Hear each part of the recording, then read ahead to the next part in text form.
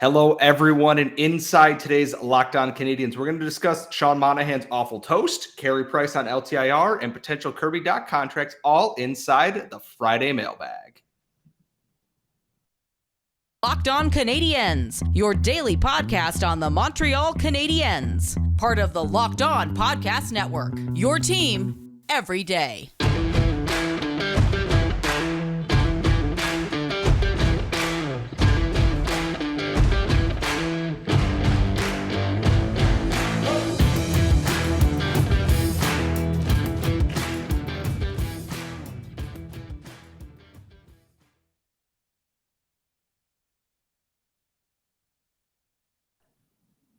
Hello, everyone, and welcome to episode 680 of Locked On Canadiens. Today's episode is brought to you by BetOnline, and BetOnline has you covered this season with more props, odds, and lines than ever before. BetOnline, where the game starts. I am one of your hosts. I am Scott Matlin. As always, I am joined once again by the active stick, Laura Saba, for what is a very special Friday mailbag. If you are watching on YouTube, you can see we have a guest here with us. If you are not, why are you not subscribed to our YouTube channel? You're going to want to subscribe to that before 7:30 p.m. on Friday. It is the Locked On Canadiens Hot Ones Challenge, aka I am eating hot wings because I am a fool. But before we get into that, Laura, welcome back. It is nice to see you as always. How are we doing going into Friday this week? I'm excited about our guest, and I have to say our guest is a dream guest. Not only last time we had him on, he went and got a haircut for us. This time, he not only asked for mailbag questions, he even compiled them for me to make it easy. Whereas I have not gotten a haircut. I am running late because I'm doing laundry and the dishes in the other room. We are joined by the one you know as at Habs Laughs on Twitter, Mike Obrand. Thank you for joining us so much for what should be a fantastic Friday mailbag here at Locked On Canadiens. Thank you for having me. Nothing short of fantastic. I will not accept anything less. It's September. Oh God, Jesus! It's September. That means it's not August anymore, and that means we're getting close, fellas. We're getting close, folks. Oh man, I keep forgetting let's get there. The rookie showcase is in 2 weeks in my city. I'm like, nah, I got time. It's still August. It's fine. It's fine. No, it's not. And before I spiral any further in having an existential crisis on this podcast, if you ever want to send us mailbag questions, you can tweet us at LO_Canadian. Send them to lockedoncanadiens@gmail.com. Questions in the YouTube comments are always appreciated too. Just don't be a jerk to anybody. That includes us. That includes other listeners, people in the comments. I know it's the internet, but try your best, please. Laura, you have the questions compiled by Mike, who is making me rapidly obsolete on my own podcast. Let's dive right in with what we've got here. So we're going to start with the mailbag questions that came in on email. And I'm going to start with John's question. What's the deal with Lucas Vejdemo? Seemed like he was on the rise in the organization, but he's currently unsigned. Will the Habs re-sign him? I don't think so at this point. Like, I haven't heard anything. And, like, obviously they just signed Brett Stapley, and it's getting crowded in the AHL and the ECHL and the NHL. And for Vejdemo, who missed a lot of last season with an injury, it's tough. I would like to see him back, but I don't know if Mike differs from me on this one, but I don't see a spot for him right now with all the bodies they've brought in over the last couple months here. Yeah, I just think his time has come and gone. It really didn't barely like a very small cup of coffee in the NHL, garbage NHL goal. When he was drafted, people were asking Trevor Timmins about it, and he kind of did that little smirk. It's like, well, if you know what we knew, he would have got a lot higher, and that's how we were able to get him. Literally a quote from Trevor Timmins, and got us all excited. Crazy, defensive forward with some offensive upside and grit. Just didn't come together. He's put the work in the AHL. He definitely went through that path. He just couldn't take that next step to get to the top of the AHL lineup and then into the NHL. I would be surprised if he was anywhere but Europe next season. So our next question comes from Taylor. What is your guys' most substantial what-if/butterfly effect in the last 10 years for the current Habs team? For example, if the Habs did somehow trade for Edmonton's 4th overall pick and acquired Pierre-Luc Dubois, PLD, would they have traded for Suzuki? Would they have even been in a position to draft Caufield? How would Bergevin's roster construction approach have been different, etc.? So I'm just going to go ahead real quick and say my favorite one is the obviously PK Subban trade, because that was followed by the Pacioretty trade, and that was like a wholesale core switch around. So that's my favorite what if, because I think that it would have gone very differently. I don't think that the Canadiens were like guaranteed to have a cup or anything like that, but I thought we would have seen a few more contending years if that hadn't happened. I think for me, the biggest one here is what if Alexei Emelin didn't, shove Chris Kreider's skates first into Carey Price in 2014? Because we saw Carey Price at his best, like he was playing, last year in the playoffs. Would they have beaten the Kings? We don't know, but it's also Carey Price locked in, playing the best hockey of his career, and his teammate, basically probably cut his career short at this point now based on all the injuries since that time frame. And the other one is, what if they had fired Michel Therrien earlier? Where would we be with this team now? Would we have more development? Would we have this and that? But that's more, I don't know who they would have brought in.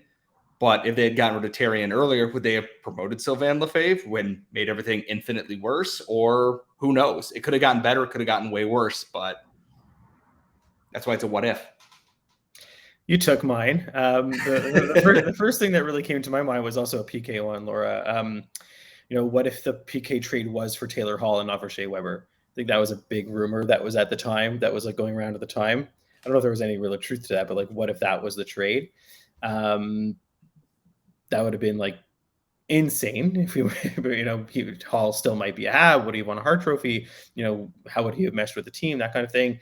Another one would be, what if, Sylvain Lefebvre never ran the AHL team? And what if it was a competent coach for 6 years as opposed to wasting draft pick after draft pick after draft pick? Would the Habs be anywhere? Maybe Lucas Vejdemo would be an NHL player. Those would be my two. And then our final question for this segment is kind of a weird one. It's from our friend Paul F., who does write in a lot. He's the one who asked us for a Discord. Still working on that, by the way. And there's a picture of like Madonna and like a prayer, and then there's like a UP. It's like a whole Photoshop. It's on our Twitter. I'm gonna repost it in the morning.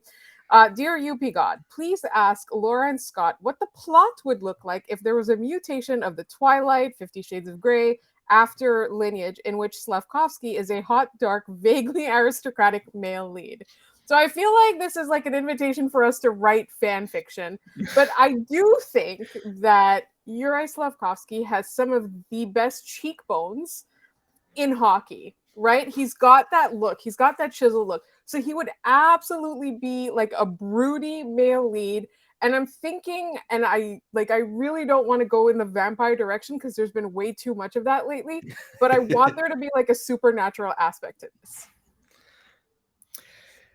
I could kind of see him in like a Guy Ritchie movie as like a villain of some kind where he could tweed. Something along those lines.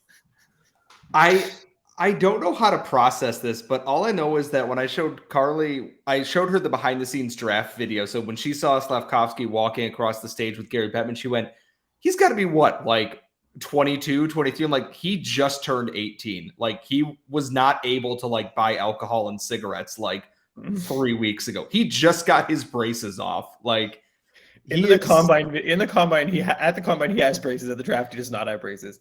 It's amazing.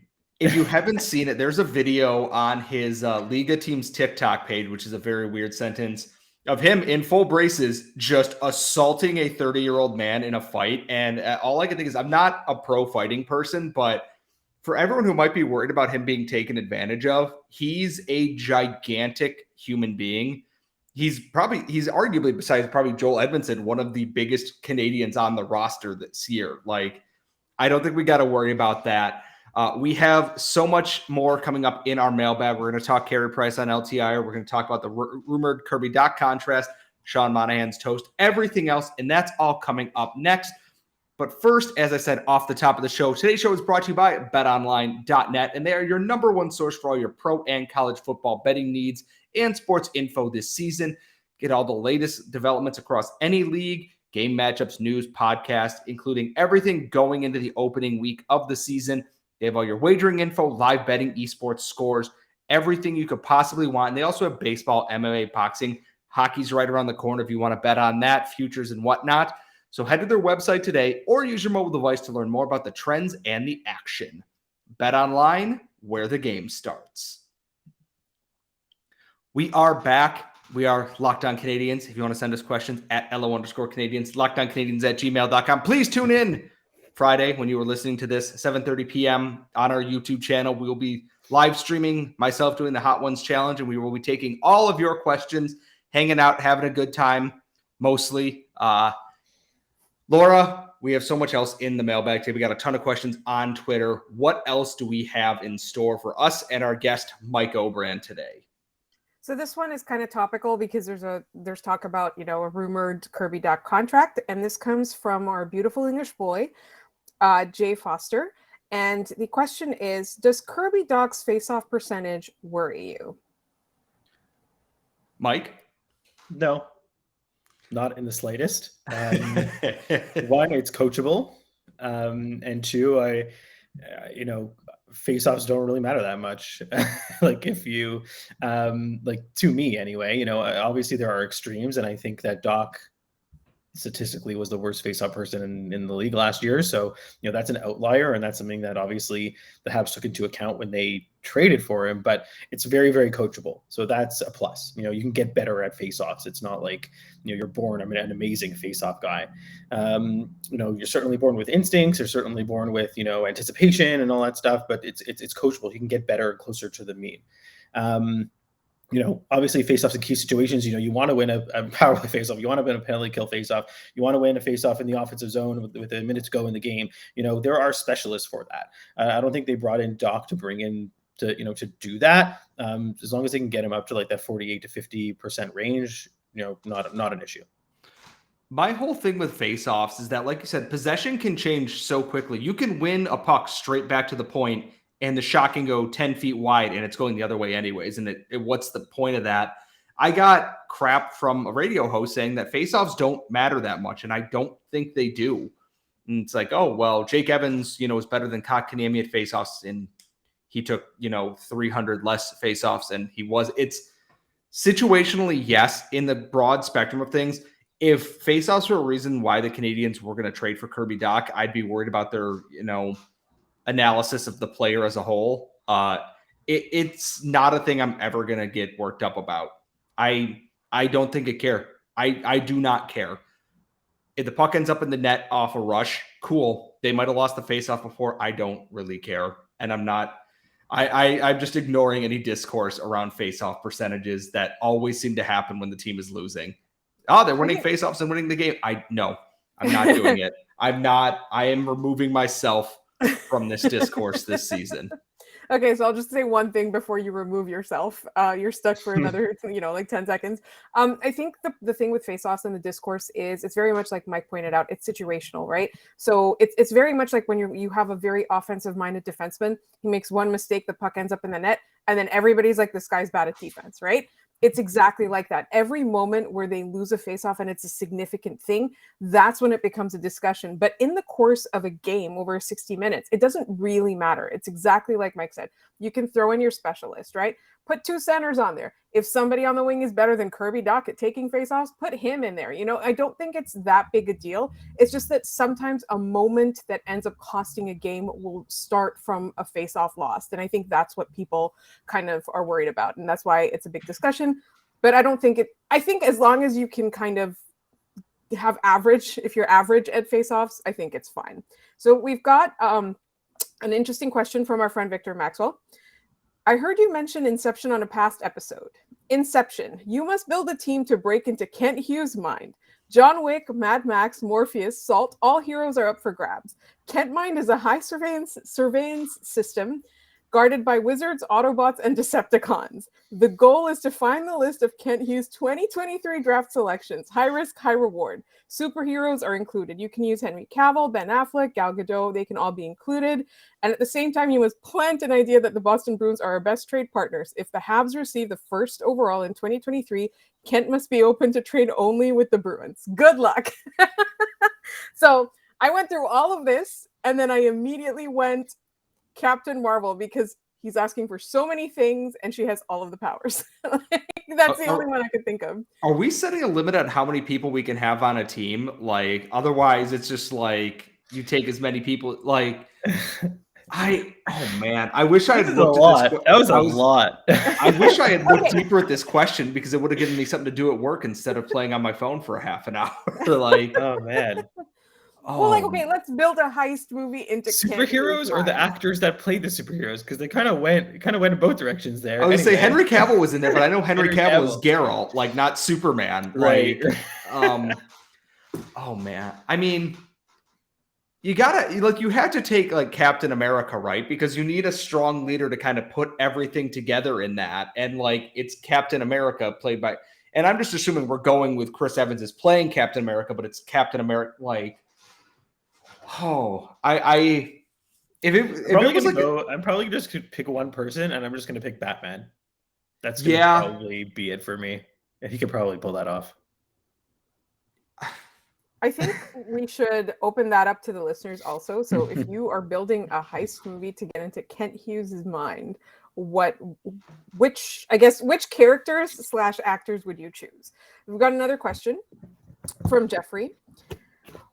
What do you think will be Cole Caufield's next contract? Let's pretend he puts up 30 goals and 30 assists this year. I'm thinking if they go long-term, 6 to 8 years, they would want to go around 6.5 to 7 million at most. My first thought is take that Tage Thompson contract and add an extra year. If Caufield puts up 30 and 30 this year, they're going to lock him up to the max term that they can. Because that was something that came up was if they were to offer Cole Caufield right now, before the season started, that same Tage Thompson contract, would we be okay with that? I think so. I think he's done enough. I think I think it's too much for Tage Thompson, right? Oh God, yes, it's way too much for Tage Thompson. They probably saw. If Tage Thompson does that again, it's obviously worth it. You just kind of they had a full year. And I don't think he was unrestricted after this year. They had a full year to kind of go through that, but then you obviously risk offer sheets. It's the same dilemma as Caufield, right? Do you lock him up now? Do you kind of sign him for what you hope he's going to do? He's shown that he can score and produce on a terrible team with no offense and that with a horrible losing record. I think that you hope that he can do this again with more of a winning structure and culture in place with the proper coaching and the right system and schematics and teammates, etc. I no doubt in my mind it's going to be an 8-year deal. It just happens to be between in that 7 to 9 range. Wouldn't surprise me. I don't think they're going to pay him more than Suzuki. That just doesn't make sense to me. So I would probably say like low 7s. That would be my guess, like 8 years times 7 to 7.5. Right. Are we all in agreement? Yes, we're all in agreement. 8 years and at least $6.5 to $7.5 million. If it were to come in under 7, I think every Habs fan is laughing like straight to the bank at that point in time. But we got to see how it goes. I expect by the time the show gets posted, by the way, we've extended Cole Caufield because Kent Hughes loves to ruin podcasts. So. Yeah, they do. This team does love to do that. Do we have time for one more question, or are we going to wait one more before the last segment? All right, this one is actually pretty straightforward. It's from Patrick L on YouTube. Do you think the fans will be okay if we say trade Hoffman as an example for a low return, say a late round pick or futures? Not only fans, what would the social media be like and media as a whole? So let's say you trade Hoffman and it's a very low return. Are fans still going to be happy with that? Yes, because you're going to get Jesse Alonen, Uri Slavkovsky, or a Raphael Harvey-Pinard more NHL ice time at that point, which is what you want in a season where the team is not likely to be very good. I don't expect anything in a return. Max Pacioretty got traded for literally nothing. So, I don't anticipate getting anything. If they get a 4th-round pick or a 3rd-round pick out of it, I go, cool, and cap space. If the Habs are able to trade Mike Hoffman without adding a draft pick, it's a win. Also, we're not unfairly slandering Mike Hoffman. It's just that contract right now is not very good, and right. the Canadiens it's just not for where the Habs are right now. they are not in a position to leverage it, but they weren't in a position to leverage Shea Weber either and still ended up with a useful piece out of that. So if anything, it's going to be something like a Petrie, like something like a Weber trade where you're getting like an asset back that makes more sense for what, the structure of the team is right now. Yes. Yeah, and there was actually an answer to that comment, to that question, saying as long as we don't give anything up, Habs fans will be happy. Yes. We have so many more questions in our Friday mailbag, and those are all coming up next. But first, are you one of those people who thinks it's okay to drive stoned? What's the worst that could happen? You end up driving below the speed limit? It's no big deal, right? Wrong. The truth is, your reaction times slow way down when you're high. You not only put yourself in danger, but everyone around you. Talk about a buzzkill. Stop kidding yourself. It's not okay to drive high. If you've been using marijuana in any form, do not get behind the wheel. If you feel different, you drive different. So remember, if you drive high, you will get a DUI. We are back. It is our final segment of this very special Friday Locked On Canadiens mailbags with Mike Obrand, otherwise known as Habs Laugh. If you want to send us questions at LO_Canadiens, LockedOnCanadiens@gmail.com. Laura, what do we have left in our mailbag today? We have a YouTube question from a new listener. I was on mute. Sorry for that. And it's Adam Yu. So hi, Adam. Which of the following players will be regulars in 2024, 2025? So I followed up with, is this for the Habs or anywhere in the NHL? So either one. The players are Gooley, Harris, Jacky, Mailloux, Barron, and Norlinder. And this is not next year, but the year after. Sorry, no, that's not it. We're 22, 22, 3, and then two full seasons. So 2 full seasons after this. Yeah. Who will be in the NHL?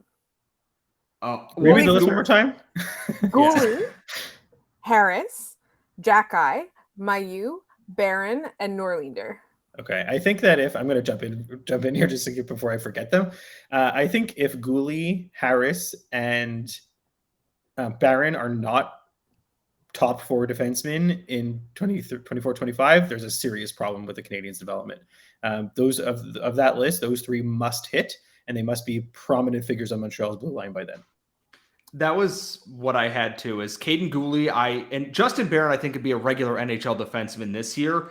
I don't mind if they give him some AHL time just to kind of season his game a little bit as he's coming off that ankle injury. Same with Caden Gooley, and even same with Jordan Harris. Any of them will spend time in the AHL at some point this year, potentially. I expect all of them by the end of the year will be NHL regulars. Jacky is the interesting one because he could either become a really nasty third pairing defenseman that's real hard to play against with a little offensive upside, or he could become Jared Tenorti, which worries me a little bit. The staff in Laval is going to have a very interesting time keeping him focused on doing the good things on the ice and not the felony things on the ice. That would be great. As for Logan Mailloux, we don't even know if he's getting a contract at this point. There is a long road of development there. The raw tools are there. Everything else is not where it needs to be. As it stands right now, I don't see it, but he has a full year ahead of him, and I will reassess as he plays on that. I haven't seen enough of him playing yet to even come close to making a call on that. And the final one is Norlinder. And I feel like a lot of Habs fans are kind of just down on him now. And I really think that last year was not the make or break year. Last year, there was a lot of instability and inconsistency for everybody.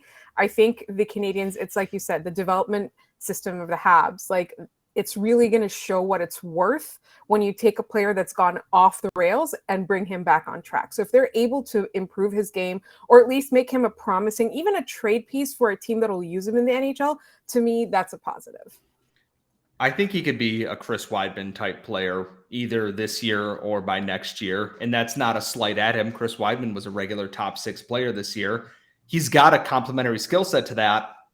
It's can he grow in terms of reading the ice and playing in space. And I think he has the brain to do that. And we've heard good things from back in Europe.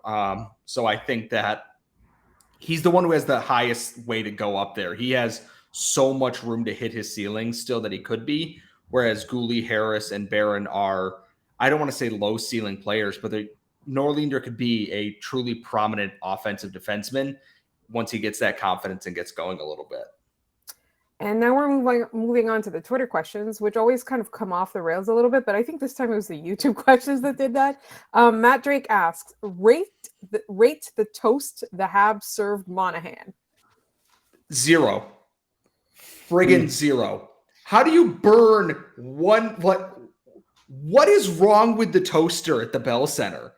I know it's weird to be aggrieved by toast, but I am aggrieved by this toast in that it's white bread and then it is just charred. Yeah, Scott's coming in hotter than that toast, apparently, than that toaster on this. I don't get it. How did you burn? Not both sides either. One side of the toast is burnt to a crisp and the rest of it is like pure white bread. I don't understand it. You are the third richest team in the league. Buy a toaster that works. That is the toaster rant. So I don't get it. The photo it's like they went in it with a blowtorch, like that they use for like the equipment for their stick blades. That's like essentially what I think happened. And then just like, I want video of that happening for social media. I want them to go into the equipment room and be like, "Hey, we need to borrow the blowtorch for this piece of bread." And just the guy going, "What are you doing?" No, absolutely not. So I want the footage. I want that footage. It exists somewhere. I want release the blowtorch cut. Yeah. All right, that's enough about toast. Although I thought it was really funny because it's all a play on like the boring Monahan Twitter account, which is apparently by one of his former teammates. Yeah. And I don't know. I found it really funny, and I think it's very sporadic nowadays, but I do think it's funny. Our friend Sebastian High, what are your top 5 non-first round pick Habs prospects? I saw this question. It's a great question. I will let you take the floor first on this because I need to compile my list right now. I mean, off the top of my head, Josh Waugh, probably number 1, Sean Farrell, Mishak, Lane Hudson. Lane Hudson's and definitely in that 5. Ooh, that 5th one's going to be tough because there are a lot of good ones. Maybe Primo. Yeah, I keep getting a 7th round pick. I mean, do we count him as a prospect with how long he's been in the AHL? Yeah, he's if he's not in the Habs, he's a prospect. RHP, those are that's there's more than if there's argument over this. It's a good list. It's good when you can argue which 7th rounder is the better prospect and not have it be tongue in cheek. I have Owen Beck. I love Owen Beck. Owen Beck. Yeah, look, they've been drafting well. Look, you gotta get these players to the league, but can't say they haven't been drafting well. Lane Hudson's on mine. Joshua Waugh's on mine. Sean Farrell is on mine. And then I have Frederick Disho, who is playing for Frölunda now, as a kind of an off-the-board thing here. I think his growth has been really exciting, and I am excited to see what he does in the SHL this season with a very good organization, because I know people talk about Caden Primo, but there's Dobish, there's Disho, not that far behind him in terms of the pipeline here. They're playing in good spots, and the Canadiens have a knack for finding late-round goaltending prospects at this point. Robertich, I don't know how you pronounce his name, but he's also in the pipeline pro. So like a pro in North America. So we'll see how he does too. And speaking of goalies, we will have, before the season starts, a goalie week on Locked On Canadiens. We're bringing on lots of goalie guests and we're talking lots of goalie stuff. In the meantime, Zach Shabbat asks, what do you think a Dach contract looks like? And this was before Eric Engels tweeted and reported, I want to say it was 4 years by $3.5 million, if I'm not mistaken. That was what he was hearing. He said that he wouldn't be surprised if that happens. He's pretty plugged in. So I think that we can be confident about kind of the range that he's talking about. How do we feel about that? I love it. It's long-term enough that it gives them time to fully decide if this is the route they want to go. And if it doesn't work, the price is low enough that it isn't a major hampering on the team. He's 21 years old. It's not like they're giving this to 30-year-old Paul Byron or 29-year-old Yoel Armia or whatever. He's a young guy. 4 years, I think, is right. And it coming in under $4 million, I think, would be a huge bonus for Kent Hughes and Jeff Gordon in this situation. I think it's like about risk versus reward here. Like when I saw that, I was a little taken aback. I thought it was too much term. just because you don't know if he's able to kind of get back to the level that you thought he was going to get to and never got to. And I thought it was a risk in acquiring him in the first place for that reason. And then you're looking to commit to him before you even played a game. It's interesting, but after kind of thinking about it and speaking to a couple of people about it, really, I think the risk, the reward is higher than the risk. So you're getting a player who, if he does reach any semblance of that potential, is locked up for 4 years at 3.5, and that is a very reasonable contract for a top 9 center. If that's his floor. Right. And if you think about it, like if he's a third line center, that's a very reasonable number. If he becomes a second line center, that's a steal. Right. So I feel like it's good. At the same time, mine was kind of contextualized by Scott's opinion on it, because I'd already read his opinion before I formulated mine. So I do think that it's definitely, like you said, like the risk is high, the reward is higher than the risk, but this kind of gives him something to live up to because it's before his UFA year. It expires before his UFA year. We're almost done. We've got 3 more questions. JJ Bowerman. What wingers can you see playing on the PK? Everyone wants to get rid of Armia, but he might be the only winger capable of playing defense. I legitimately keep forgetting who is on this team. A lot of the time, we were having this discussion in the Eyes on the Prize chat, and all of us forgot Evgeny Dodonov plays for the Canadiens now. So I could see Monahan as a center winger on the penalty kill. I imagine they will keep Armia for at least a little while. I think Evans will play there as well. I don't think they're going to try Josh Anderson on the penalty kill again. I really hope they don't. But I think we might see like Brendan Gallagher if he's actually healthy. I am now also realizing the Canadiens don't really have a lot of penalty killing specialists. They have a lot of guys who can play in the bottom 6, but none of whom can play defense very well. So don't put Rem Pitlick there, please. We tried that. It didn't work out very well. So like you have to really ask the question, like, what is even defense from a forward perspective on the penalty kill? I think that's a very fair question to ask, because it's all about anticipation. It's all about reflex. It's all about, reading the play, 2-3 steps ahead. I think the Habs have players who can do that. When Paul Byron gets healthy, obviously he's a staple on the penalty kill. You mentioned the names. It's just about finding, the tandems. Suzuki, Suzuki is an elite, or was like I wouldn't say elite. I couldn't say that without looking at the numbers, but he was definitely a mainstay on the penalty kill.